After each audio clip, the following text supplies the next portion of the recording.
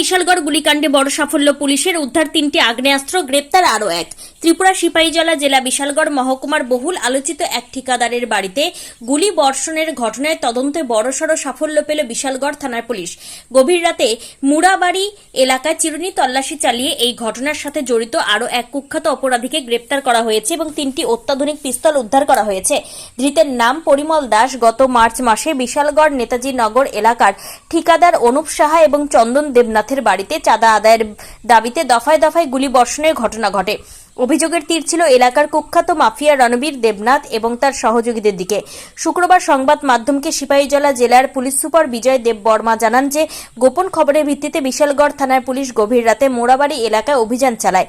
সেখান থেকে রণবীর দেবনাথের ঘনিষ্ঠ সহযোগী পরিমল দাসকে পাকড়াও করা হয়। তার দেওয়া তথ্যের ভিত্তিতে উদ্ধার হয় 3টি অবৈধ আগ্নেয়াস্ত্র। প্রায় 1.5 মাস ধরে চলা এই গুলিকাণ্ডের ঘটনায় বিশালগড় ও আশপাশের এলাকায় তীব্র আতঙ্ক বিরাজ করছিল জনগণের মধ্যে। সাধারণ মানুষ এবং ঠিকাদার পরিবারগুলো নিরাপত্তাহীনতায় ভুগছিলেন। এর আগে মূল অভিযুক্ত রণবীর দেবনাথ নাটকীয়ভাবে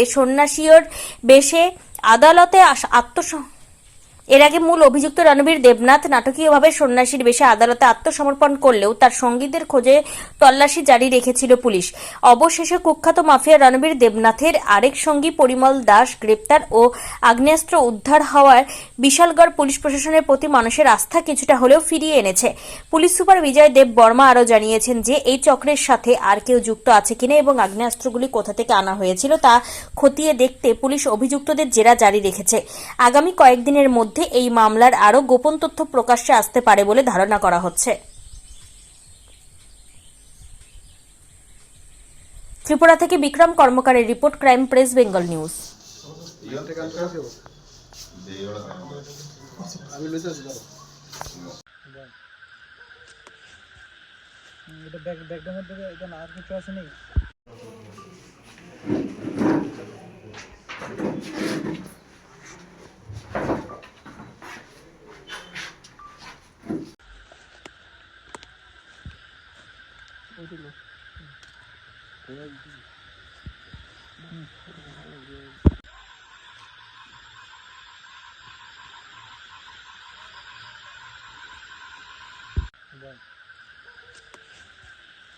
এটা ব্যাগটার মধ্যে এটা আর কিছু আছে নেই।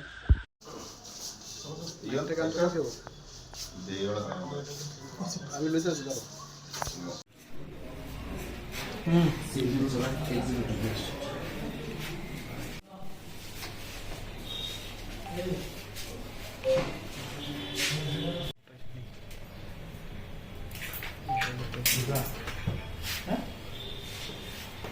Of India. Did you know how many articles of this India are available?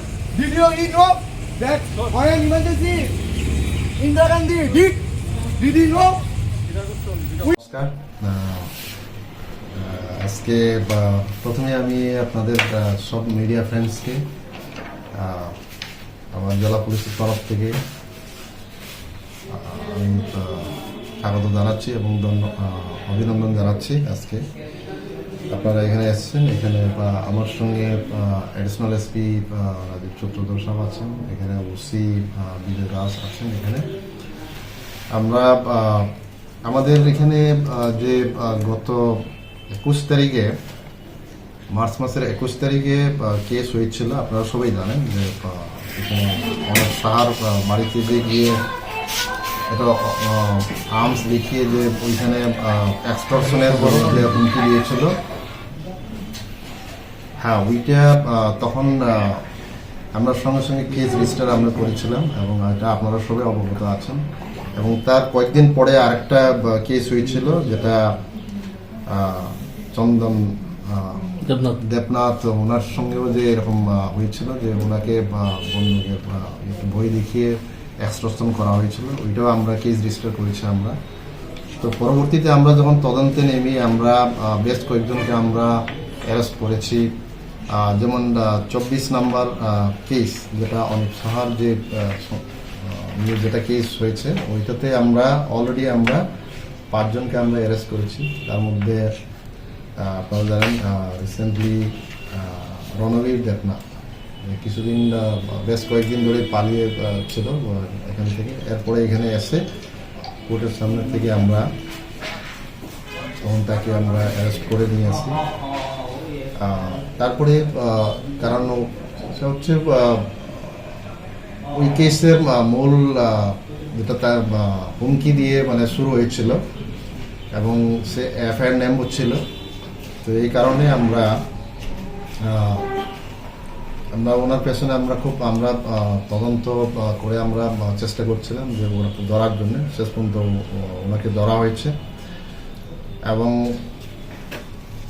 27 তারিখ এপ্রিলে আমরা অ্যারেস্ট করি।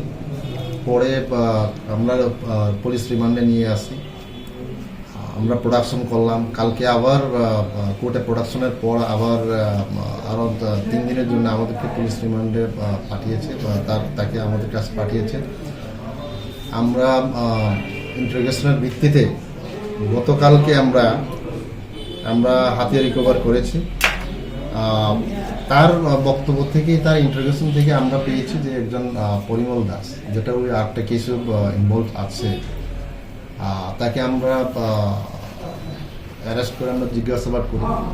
তখন তার থেকে আমরা পেয়েছি তার স্বীকারোক্তির মূলে আমরা দুটো আমরা হাতিয়ার পেয়েছি। এটা আপনাদের সামনে এখন আমরা রেখেছি এখানে, দুটো পিস্তল। রণবীর দেবনাথকেও জিজ্ঞাসাবাদ করে 8টা আমরা রিকভার করেছি, এটাও আমরা সামনে রেখেছি।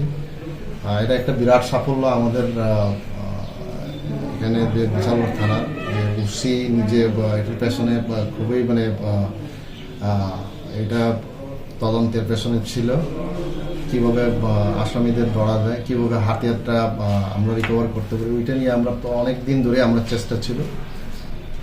কালকে আমরা এটা সাফল্য হয়েছি, কাল গত রাতে।